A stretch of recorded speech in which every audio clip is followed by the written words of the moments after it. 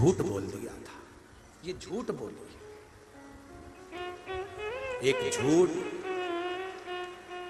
एक झूठ व्यक्ति को कहां लाकर छोड़ दिया। ब्रह्मा जी नहीं माने।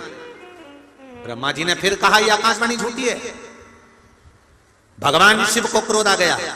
शंकर भगवान ने पैर के नख को तोड़ा और नख को तोड़कर फेंका।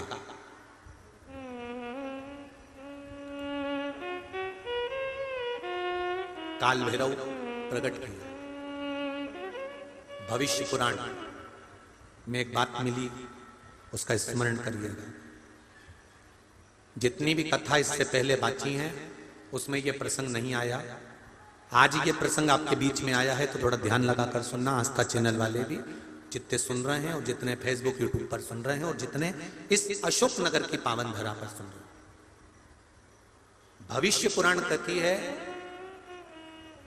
पांव के अंगूठे का नख जब भी काटो, उसको काटते समय कोई देखे ना, और दूसरा उसको कहां फेंका गया है उसका स्मरण परिवार के व्यक्ति को नहीं होना चाहिए। कारण भविष्य पुराण कहती है हमारे पैर के नख का अंगूठा का नख, पैर का जो अंगूठा है उसका जब हम नख काटते हैं और काटकर हम उसको फेंकते हैं, उस पर से जितने मनुष्य, जितने जीव निकल कर जाते हैं, जितने जीव निकल कर जाएंगे, जितने मनुष्य निकल कर जाएंगे शरीर में, उतने मनुष्यों को गिन लीजिए और उतने रोग इस मानव के शरीर में मृत्यु के पहले आते ही है। ये निश्चित है, भविष्य पुराण के अंतर्गत लिखा। कई लोगों को बड़ा शौक रहता है पांव के नख काटने का, या माताएं तो हमेशा लगी रहती 24 घंटा वाई घसने में है।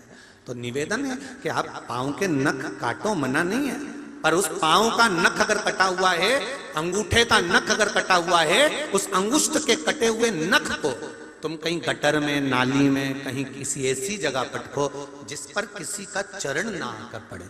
जितना अगर कोई बच्चा, कोई बूढ़ा, कोई व्यक्ति उस नख पे से निकल कर जाएगा, उतना शरीर में मरने से पहले जितने लोग लांग कर गए हैं उतना शरीर में रोग आएगा। ये निश्चित है। उस रोग को काटने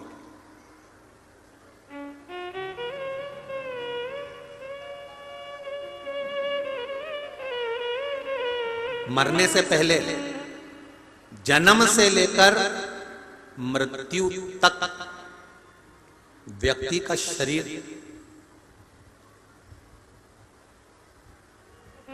हर 10 वर्ष में बदल जाता है।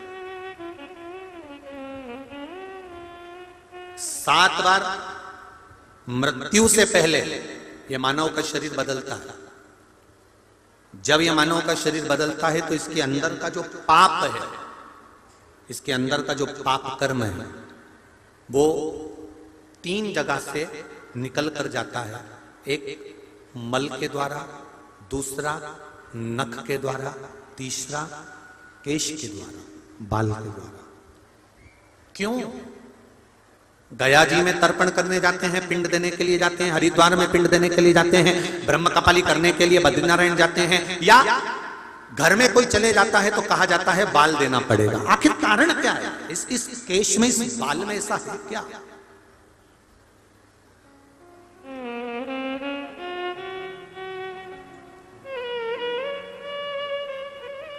नाखून काटोगे तो दर्द नहीं होगा, चमड़ी के पास से काटोगे तो चमड़ी में दर्द होगा, पर नाखून बड़ा है उसको काट कर देखना दर्द नहीं होगा। बाल चमड़ी के पास से काटोगे तो दर्द होगा, पर बाल वैसे ही काटोगे तो दर्द नहीं होगा, क्योंकि पाप कृत्य में जो लिप्त होता है उसको जब नष्ट करा जाता है तो उसमें दर्द का भान नहीं होता।